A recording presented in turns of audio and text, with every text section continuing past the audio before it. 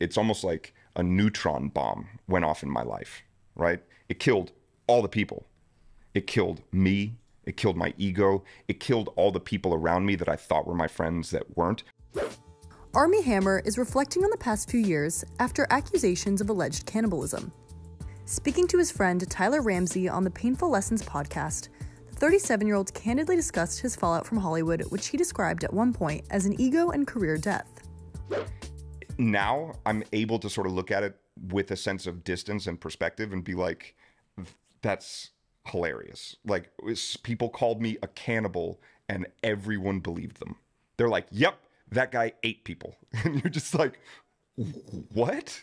Like, what are you talking about? Do you know what you have to do to be a cannibal? You have to eat people. Like, how am I going to be a cannibal? Like, it was bizarre, right? I don't. But here's what I will say about it. Even in the indiscrepancies, even in the whatever it was that people said, whatever it was that happened, I'm now at a place in my life where I'm grateful for every single bit of it. I'm actually now at a place where I'm really grateful for it, because where I was in my life before all of that stuff happened to me, I didn't feel good. I never felt satisfied. I never had enough. I never was in a place where I was happy with myself, where I had self-esteem. I never knew how to give myself love. I never knew how to give myself validation. But I had this job where I was able to get it from so many people that I never had to learn how to give it to myself. If ever I was feeling shitty about myself, I'd go on Instagram and look at the comments under a selfie that I posted. And people would be like, you're so great, you're so this, you're so that. And I'd be like, yeah, okay, that feels good. In 2021, multiple women accused the actor of sexual misconduct and improper behavior.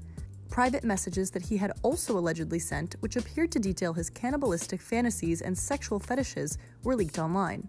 The Call Me By Your Name star previously denied all allegations of physical abuse, and in his new interview, he compared the scandal to a bomb going off. Because the path that I was on before, I was burning the candle pretty hard on both ends. And, there's only a couple different ways that story ends.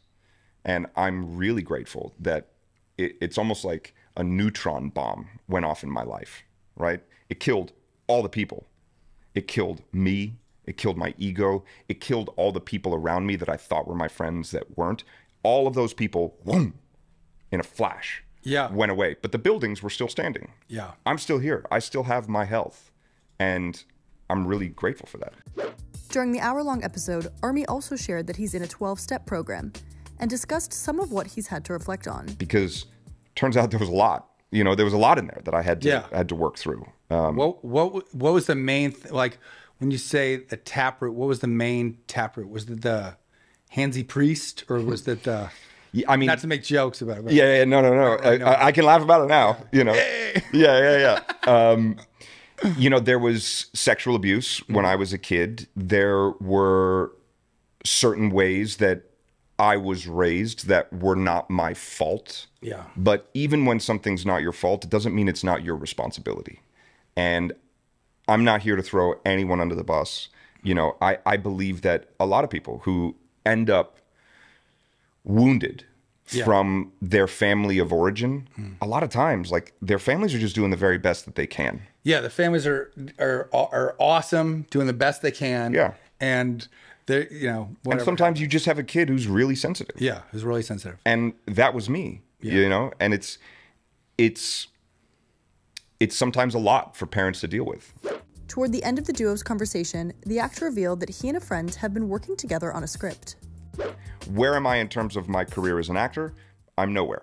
I'm not getting jobs. I'm not getting into rooms to meet with people. I am not a viable commodity for the entertainment industry in terms of the Hollywood system. I'm not welcome to play in that sandbox for right now. I'm not allowed in that sandbox. But I'm an artist. This is what I love to do. I have done nothing my adult life except for make films and do plays, and it's what makes my soul sing, and it's what makes me happy, and it's what I love. It's my passion, it's my art, it's my form of expression. So even though I'm not welcome in their sandbox, I've just decided that I'm going to try to make my own sandbox. And if you won't let me play in yours, I'll go play in mine. I've written a script with my buddy Jerry that you actually inspired us to do and were the impetus for. We're in the middle of trying to put that project together. I don't want to go into the details of it right now, but we have a script, and it's something that we're passionate about, and it's something that I'm going to go do. And I don't know what the future of that's going to look like. I don't know what the response to that is going to be, but those are things that are out of my control. I'm powerless over what people's response to it is going to be, essentially. But I can go do something that I'm passionate about.